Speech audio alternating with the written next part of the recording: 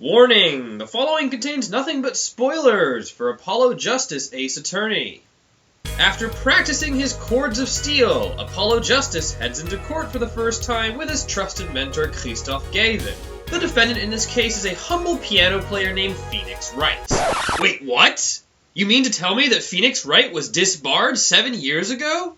For presenting forged evidence? And now he plays poker while secretly trying to implement a jury system that would drastically change how verdicts are decided? What? I'm all for exciting twists, but not like this. What the hell happened? Well, as it turns out, Shu Takumi wanted the series to end at Trials and Tribulations. He didn't want, and I quote, the series to become a shadow of its former self. As a result, when he was tasked with creating a fourth game, he opted to have it center around a completely new cast of characters. Phoenix Wright's story was over, so this made sense. Our lawyer of choice this time is Apollo Justice, a down-to-earth defense attorney who relies more on picking out subtle inconsistencies instead of using outlandish bluffs. Just as Phoenix Wright had the power to see the secrets people hide, Apollo Justice has the ability to see people's nervous tics. As a gameplay mechanic, this is a lot of fun, and it makes each of these moments feel like classic one-sided shrug. Translation, I have absolutely no confidence in what I just said. Gotcha! But of course, this is not the story of Apollo Justice. Instead, this is the story of a former disgraced lawyer who was fed up with criminals using the law to their advantage. This former lawyer is cunning, manipulative, treating Apollo Justice, and thus the player, as a mere pawn in his master plan of reforming the judicial system to his will. Right off the bat, that's a very compelling story. There's just one slight problem. This character is called Phoenix Wright. This is such an obvious rewrite. The series creator, Shu Takumi, had no intention of featuring him in the game at all.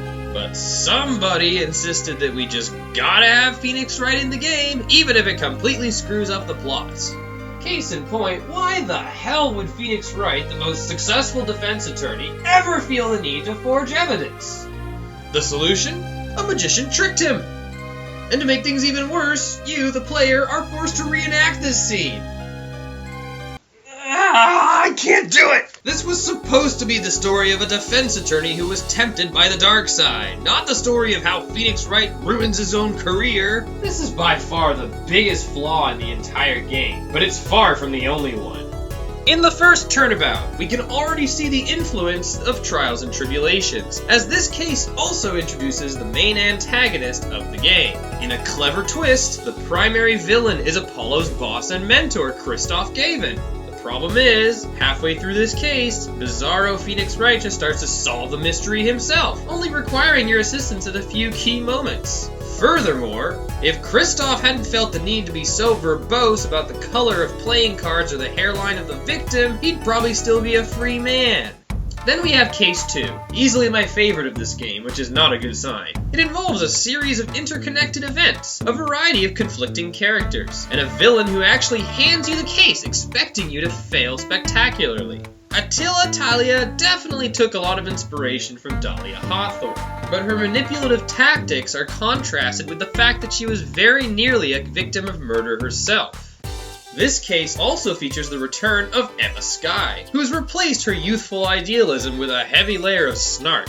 Turns out she's failed to become the forensic scientist she wanted to, and instead has been relegated to the role of detective for a prosecutor she hates, which of course means more along with a couple of new gadgets. Now, I actually like this change. It's quite common to not be able to pursue your childhood dream like you hoped. The only problem is, her character never goes anywhere with this. But the biggest problem with this case is the defendant. Meet Waki Kataki, an immature wannabe gangster who's lucky to even be alive and who's intentionally withholding information for no other reason than, well, we can't have the player figuring this all out just yet, so have fun saving this idiot. Overall, aside from a few really stupid moments, not a bad case. Next we have Murder at a Rock Concert, at which point I should probably talk about our prosecutor for the game, Clavier Gavin. Clavier is the man responsible for disbarring Phoenix Wright, and brings his rockstar-related antics into the courtroom.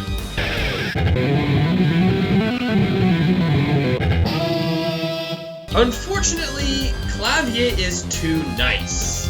Yeah, that might sound like the strangest criticism in the world, but prosecutors shockingly helping the defense prove their case was the original plot twist. It's not supposed to be the status quo for a reason. So much of the drama is lost when the prosecutor is being this helpful all the time. Furthermore, his attitude is completely inconsistent with the game's internal universe. Miles Edgeworth, a prosecutor who seeks the truth, is an anomaly in this legal world. Yet Clavier acts like this is a completely sensible opinion for him to have, and no one bats an eyelid. The murder itself involves quite a few interesting characters, but once again, the defendant is not one of them. All we learn about this guy is that he doesn't speak English, which turns out to be a lie, he can't see, which turns out to be a lie, and he has no idea why this murder happened, which also turns out to be a lie.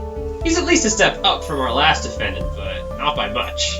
The biggest flaw in this case is that halfway through, a decisive witness accuses Mr. Sharknado, and the entire second day of court is spent trying to prove him guilty. This takes away a lot of the suspense and mystery from the case, and instead tries to hammer home the point of, geez, doesn't it suck that we don't have any evidence on this guy, and geez, isn't this court system so unfair?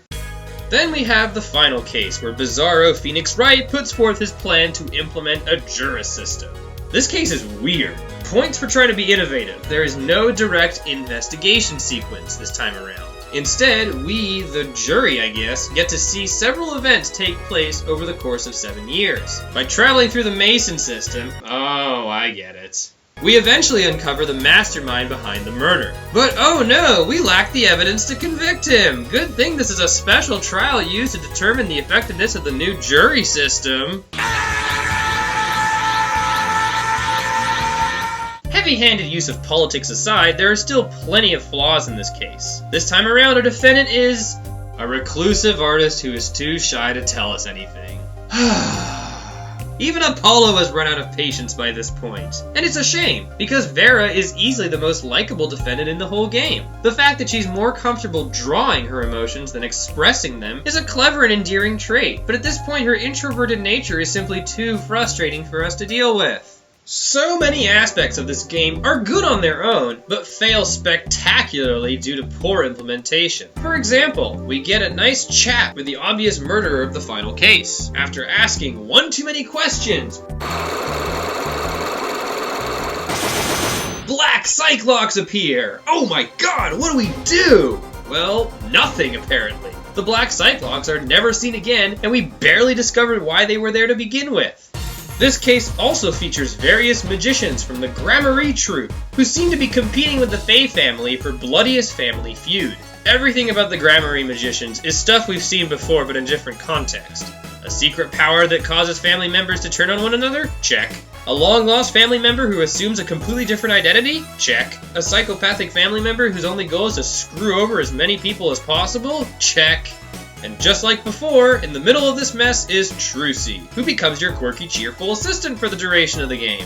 Hey, at least they gave her a different hairstyle this time. Unfortunately, what made Maya Fey such a strong and likable character was that she could remain cheerful and upbeat despite all the tragedy surrounding her. What's more, she was not perfect, and did quite a bit of soul-searching over the course of the original trilogy. Trucy also has plenty of emotional baggage considering her father is one of the biggest jerks in the entire series, but we never actually see her unpack it, nor do we see her develop as a character. Considering how much screen time she gets, this is a huge flaw. So overall, while there are still some very creative ideas to be had, Apollo Justice Ace Attorney is undoubtedly the worst of the bunch. But fortunately, as of this video, the Ace Attorney series is far from being a shadow of its former self. And that's all for my analysis. Thanks for watching. Don't forget to like, subscribe, and share your thoughts in the comments below.